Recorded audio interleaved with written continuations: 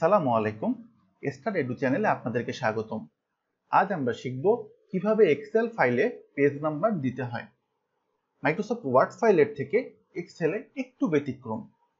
আমরা যদি এই ফাইলটাকে প্রিন্ট প্রিভিউতে দেখি তাহলে দেখতে পাচ্ছি এখানে কোনো পেজ নাম্বার আসছে না, এখনো পেজ নাম্বার দেওয়া হয়নি। এই পেজ নাম্বারটি কিভাবে দিব সেটাই এখন শিখব।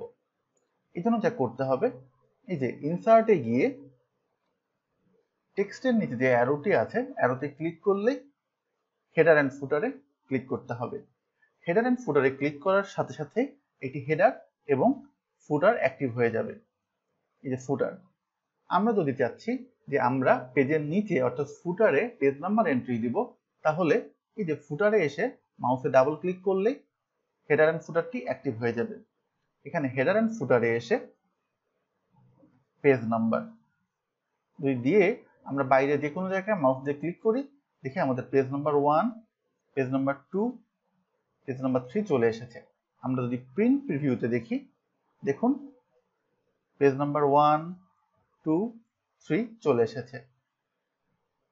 আমরা যদি চাই যে না, আমরা পেজ নাম্বার শুধু 1 বা 2 না, আমরা যদি চাই পেজ 1 of 3, 2 of 3, তাহলে ওই একইভাবে এখানে হেডার অ্যান্ড ফুটারে এসে এই যে ফুটারে আমরা যদি পেজ 1 অফ কোয়েশ্চেন মার্ক যেটি আছে সেটি যদি ক্লিক করে দেই,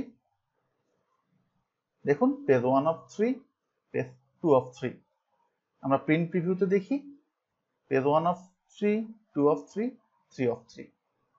দেখুন আমাদের পেজ নাম্বারটি এন্ট্রি হয়ে গেছে। এখন আরেকটি যেটি আমরা কাজ এখানে করতে পারি, আমাদের এখানে পেজ লেআউট হিসাবে প্রিভিউটা দেখাচ্ছে। আমরা চাচ্ছি যে না, আমরা নর্মাল এক্সেল ফাইল যেভাবে দেখি সেভাবেই ভিউটা থাকবে।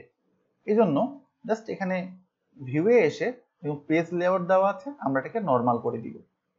নর্মাল করে দিলেই আমাদের ফাইলটি নর্মাল হিসেবে থেকে যাবে।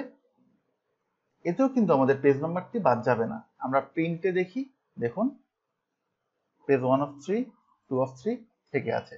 এভাবেই খুব সহজেই আমরা এক্সেল ফাইলে পেজ নাম্বার এন্ট্রি দিতে পারি। ধন্যবাদ সবাইকে।